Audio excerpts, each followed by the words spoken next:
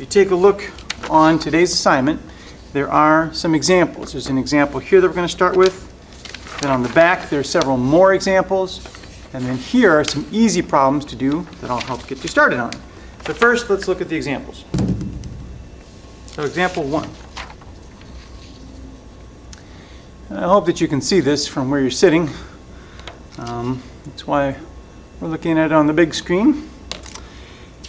So the way that this strategy works is, first, look at what we've got.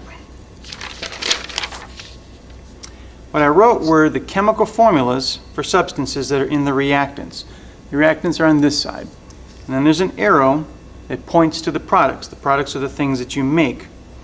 In this reaction equation, this is calcium hydroxide and carbon dioxide, and these react to make calcium carbonate and water. Calcium carbonate is like limestone. Carbon dioxide, gas, fizz. Calcium hydroxide, stuff that you put on your head when you relax your hair or get a perm. Now what I've done over here on the side was I listed the elements that are in those compounds. So you can find calcium somewhere in here, you can find oxygen somewhere, hydrogen, and you can find carbon. So all of these elements down the side are the elements that are up here in the chemical reaction equation. And then under each compound, I made some lines. And on those lines, what we're going to do is we're going to keep track of how many atoms there are of each element in that compound. So let me show you how to start this out. I'm going to start by counting the atoms of each element in the first compound. So you can write this down along with me. When I look at this formula, I see 1 calcium, and I see 2 oxygens, because the subscript out here multiplies in, and I see 2 hydrogens. Okay, I don't see any carbons here, so I'm not going to put anything on the carbon line. For the next compound, and you can keep writing this along with me, in carbon dioxide, I don't see any calcium, so I'm not putting anything on this line. I do see 2 oxygens. Okay, I don't see any hydrogens and I don't see any carbons, so I'm not going to write anything there. Then, the next compound, calcium carbonate, I see 1 calcium here, so I'll put a calcium on this line. And oxygen, I see 3. And hydrogen, I see none. And carbon, I see 1. So I'm going to keep track of carbon right there. Hey, wait a minute, I forgot this carbon over here. Look at that. There's a carbon there. Whoops. Can't lose my atoms. Okay, and then the last one, water. No calcium, oxygen, 1, hydrogen, 2, carbon, none. All right, so what I've done was I just started by listing all the elements, counting how many atoms of each element there are in the compounds that make up the reactants on this side and the products on that side.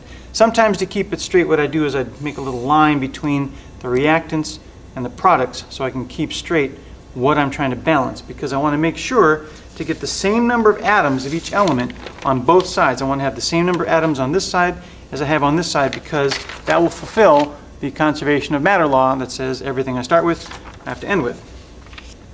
Now, let's take a look at what we've got. I'm going to circle all the atoms of each element on both sides and see how they match up. Calcium, I have 1 calcium in the reactants, I have 1 in the products. So that matches up. In oxygen here, I've got a total of 4 in the reactants. And over here, I have a total of 4 in the products. Here, I've got 2 hydrogens in the reactants, and over here, I've got 2 hydrogens in the products. Carbon, I've got 1 atom in the reactants, and I got 1 in, hey, look at that. All the atoms on this side are the same atoms on this side. They all have the same number of each element. They don't have to be the same number of atoms in each compound. Like this one has 2 and that one has 2, but this one has 3 and that one has 1. As long as it adds up to the same amount on both sides. So all the atoms that I started with in the reactants got rearranged to make these products. The same number of atoms are on both sides because conservation of matter law says everything you start with you have to end with. Everything just gets rearranged. How about that? Now these spaces up here, I didn't put anything in.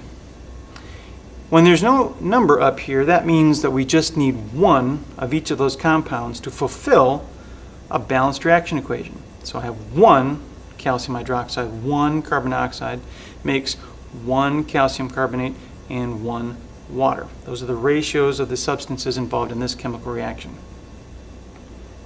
Now let's show what it looks like when you put numbers up there. Next example, number 2, on the back. Go ahead and flip over onto the back.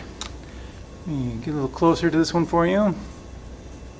Now, I've got some coefficients here. I've got a 4 in front of the aluminum, and I've got a 3 in front of this oxygen, and I've got a 2 in front of this is aluminum oxide. It's kind of a white powdery stuff that you see on aluminum things when they, well, it's the way that they rust, they oxidize. Sometimes you see it like on your screen door or something like that. So first what we're going to do is we're going to ignore these numbers. Let me just ignore those coefficients. If I ignore that coefficient for aluminum and I count on the line for aluminum how many there are, right here there's just one. Go ahead and write down 1. How many oxygens are there in that formula? None. So I'm putting down nothing for oxygen. I'm going to cover up this coefficient for the oxygen. And how many aluminums are there in there? There are none. How many oxygens are there? Subscript of 2, so there's 2. I'm going to draw a line to separate the reactants from the products. Okay, now I'm going to cover up this 2 here and count how many aluminums there are and how many oxygens there are in this formula. I see 2 aluminums, 3 oxygens. All right, so without these coefficients here, this is how many atoms there would be of each element on both sides of the equation. And it doesn't balance. 1 aluminum turns into 2. Well, where'd that other one come from? 2 oxygens turns into 3. Well, again, where did that other one come from? The reason for those coefficients up there, the reason for the 4, is to multiply everything that's in this formula. I'm going to multiply everything here by 4. 4 times 1 is 4. I'm going to multiply this by 3. 3 times 2 is 6. Everything that's in the formula gets multiplied by the coefficient. So these 2 aluminums get multiplied by 2 to make 4. These 3 oxygens get multiplied by 2 to make 6. Now look at how many we have on both sides. 4 aluminums on both sides, 6 oxygens on both sides. What we're trying to do when we balance a chemical reaction equation is figure out what should these numbers be. What should be the coefficients? We don't change anything but coefficients. The purpose is to get the same number of atoms of each element on both sides of the equation because of the conservation of matter that says that everything you start with, you have to end with. Ooh, that got a little bit close. Let's look at one of these problems from the very beginning. Take a look with me at number 3. Back off a little bit there. Okay. Number 3. What we're going to do first is fill in the blanks for each of these substances. Down the left side of the margin, I wrote the element symbols for everything that's in these substances. So for the first one, iron, Fe, I see 1 in the formula. And then the next reactant, I see hydrogen 2, I see sulfur 1, I see oxygen 4. These are the 2 reactants, things that we start with. And then I'll draw a line between the reactants and the products. Here in this formula I see 2 irons, I see 3 sulfurs, and I see 12 oxygens. And then the last substance I see 2 hydrogens. So all I'm doing right now is just going step by step through each substance. How many atoms of each element do I see before I try to balance this thing? Now I see that on the reactant side I've got fewer atoms of everything. Fewer irons, well, I got the same number of hydrogens. Fewer sulfurs, fewer oxygens. So where did all these extra atoms come from? It must be because there's more pieces of the substances than I'm showing here. To get started, sometimes what you got to do is just look for something easy that you can fix. So for example, over here I've got 2 atoms of iron. And over here, I've only got 1. That doesn't balance. I need to get more.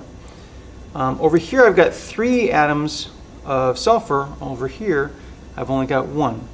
So I need to get those to match up somehow. Well, what I can do here for the iron is I can multiply this formula by 2. If I multiply that by 2, that means that I've got 2 irons. All right, well, what about the other atoms? If I've got 3 sulfurs on this side and 3 on this side, I want to have 3 over here, so I'm going to multiply this formula by 3. Now when I do that, it multiplies everything in the formula by 3. So the hydrogens get multiplied by 3. Now I've got 6. The sulfurs get multiplied by 3. Now I've got 3. And the oxygens get multiplied by 3. Now I've got 12. See how the 3 times 2, 3 times 1, 3 times 4. I'm just keeping track of what I'm doing down here so I can see how it all comes out. All right, so far so good. I've got 2 irons on both sides. I've got 3 sulfurs on both sides. I've got 12 oxygens on both sides, but what about this? I don't have that balanced yet. So what could I put up here to get this 2 to balance that 6? I can't hear you. Right, okay, good job. I'll put a 3 up here. If I multiply 2 times 3, then I get 6.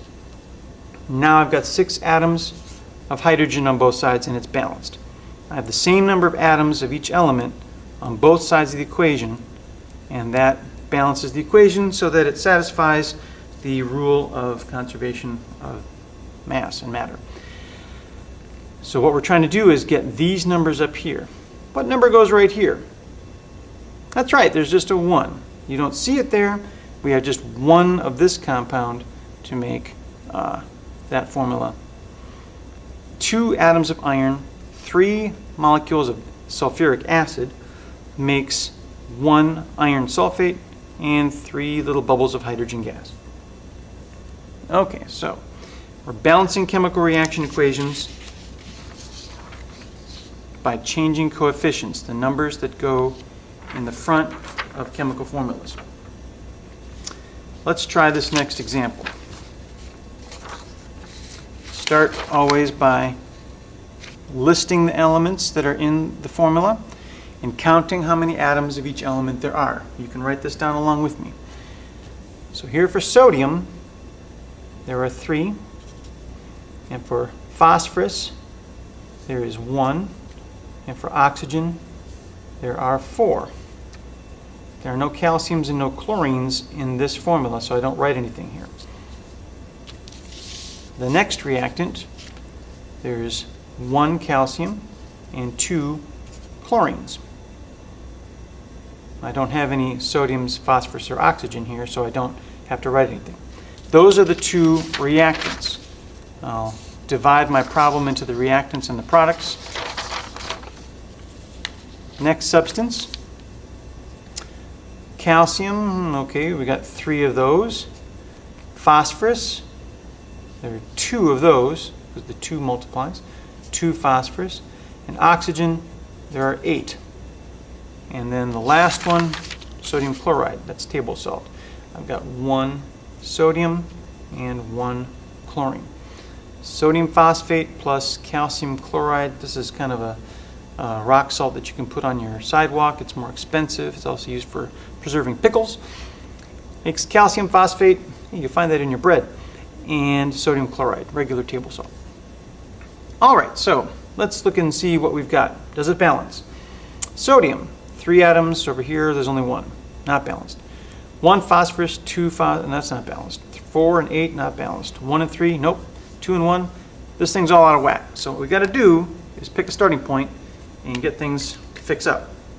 So this looks like an easy place right here. This phosphorus. What would I have to do to get 2 phosphorus on this side to match the 2 on this side? Did I hear you say put a 2 up here? Because if you did, then that's correct. If I put a 2 as a coefficient, then I'm going to double everything in the whole formula. Doubling the sodium to make 6, doubling the phosphorus to make 2, doubling the oxygen to make 8. All right. Well, let's see. What else needs fixing? Okay. Oh, look at this 3 and that 1. Things that are easy to fix, like this, you can start with. So if I want to have 3 calciums on this side to match the 3 on that side, what should I put up here? Did I hear you say a 3? Because if you did, that's right, 3. If I put a 3 up there, it multiplies everything in that formula by 3. So now 3 times calcium and 3 times chlorine. Okay, so far so good. Except, well, let's see, I've got 2 phosphorus now, I've got 8 oxygens, but 6 sodiums, 6 chlorines. You can see what I'm going to have to do up there. I'm going to have to put a 6 here to multiply that formula by 6. Now I've got 6 sodiums, 6 chlorines. Let's check to see if it balances. 2 sodium, nope, 6 sodium, 6, 2, 2, 8, 8, 3, 3, 6, 6. It's all good. That's what we're trying to do. We're trying to get the same number of atoms of each element on both sides by changing the coefficients, the numbers that go in front. And what's the coefficient right there? It's a 1. We don't have to write 1s to show that there's 1. We just write the formula of the substance one time, and that means there's just 1 of that substance. I hope that you're keeping up with me here. This is exactly the same thing I'd be doing with you if I were in class, but I'd be able to stop and answer questions. If you have any questions, please raise your hand and keep it raised until I get back. I'll try another one. Number 5. You can put your hand down now because you're going to need it to write. Next one. Start with the elements. All these compounds have the elements that are listed on the side here. Start with the zinc. There's 1 zinc. There are no chromiums or chlorines here, so I don't have to write anything. The next one, I see 1 chromium and 3 chlorines, so I'll write those in. And then the next one, well, I'm going to draw a line between my reactants and products to keep track of where my balancing point is. And then chromium 1, chlorine 2, zinc 1, chlorine 2. All right. So here are my reactants and my products. Things look almost like they're balanced, but then chlorine here, I've got 3, and then here I have a total of 4. Now, this introduces a little bit of a trick. Sometimes you'll end up having an odd number of atoms on one side of the reaction equation, and on the other side you have an even number. Odd, even. How do you get that to balance? The way you do it is by taking the odd one and making it even by doubling it. If you multiply any odd number by 2, it becomes even, right? Of course it does. So, if you're stuck, you don't know where to begin because it doesn't look like you need to change anything except for this one right here, well, I'm going to just start by doubling this one and seeing how things shake out from there. So to make this 3 into an even number, I'm going to double this formula. Remember, multiplying this multiplies everything in the formula by that coefficient. So now my chromium becomes 2 and my chlorine becomes 6. Okay, now what do I do? Look what happened. When I made that into a 2, it stopped balancing. Now I've got to fix it. I've got to balance it. And this is going to help us get the problem started because now I know what to do. My next step should be to balance the chromiums. So up here, to make this 1 balance that 2, I'm going to multiply this formula by 2 because that'll multiply that 1 by 2. This 2 multiplies the whole formula. So now I've got 2 of those and 4 of those. Okay, now everything's balanced. Wait, let's look at this. Look at that. 1 zinc on both sides, 2 chromiums on both sides, chlorine, 6 in the reactants, and it's a total of 6 in the products. That's what we want to balance, the total number of atoms. So we don't have to have 6 atoms in one compound and none in another or some other. It has to be the total number that balances out for each element on both sides. So sometimes when you run into an odd number on one side and an even number on the other side, start by doubling it to get it going. All right, last example together. Example number 6. All right, start by listing the elements and counting them. For lithium here, we've got 1. And for water here, we've got 2 hydrogens and 1 oxygen. And then here's my balancing point. And then lithium, 1 oxygen, 1 hydrogen, 1 hydrogen here, 2. All right, balanced? No.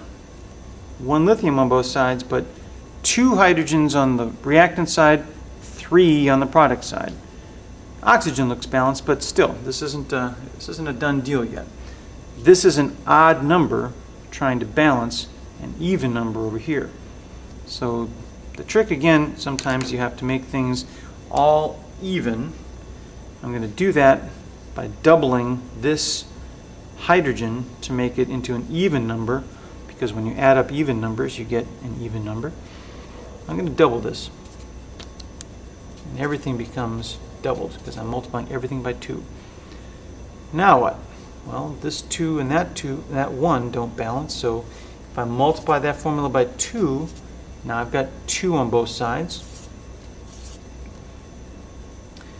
If these don't balance, then I can multiply this by 2, and that doubles everything. Now these balance. This 4 balances this 4. So now I've got the same number of lithiums on both sides, the same number of hydrogens on both sides, the same number of oxygens on both sides. What you're trying to do is get the same number of atoms of each element in the reactants and the products so that you have conservation of matter. Everything stays in the formulas. They just get rearranged to make new stuff. Hey, you know what? It's time now to try this on your own a little bit. We just worked on the examples. Now there are some easy problems. The reason I'm calling them easy problems is because I've already done part of the work for you. In some of these problems, like the first 2, take a look at those with me, you'll see that I've already provided you with some of the coefficients. And in some places I've already written in how many atoms there are for the elements. So you don't have to change anything that I put there. Just work around the information that I gave you to get you started. Let me try one of these with you. Help you get yourself started. This first one, I'm just going to start by listing the elements and counting them. So here I've got nitrogen, there are 2 of them. Over here I already listed the hydrogens, and I put a coefficient of 3 here. That's why there's 6, because 3 times 2 makes 6. Over here the nitrogen, there's 1, and then hydrogen is 3. So now what you got to do is find out what's supposed to go in these coefficient spots. Well, this 2 doesn't balance that 1, so what am I going to put up there to make that 1 into a 2? Can I get a 2? I can get a 2. If I get a 2, that multiplies everything by 2, and check to see if it works. Those balance, and those balance. Here was my dividing line. The arrows separate the reactants from the products. 2 nitrogens on both sides, 6 hydrogens on both sides. So that's what you have to do. Work around the answer that I gave you so that you can get the rest of the problem. Like this one here. I've already given you the 4 irons that you need. I've already given you the 6 oxygens that you're going to need. So over here on this side, start with the 2 irons and the 3 oxygens that you're given in the formula and figure out what to do next.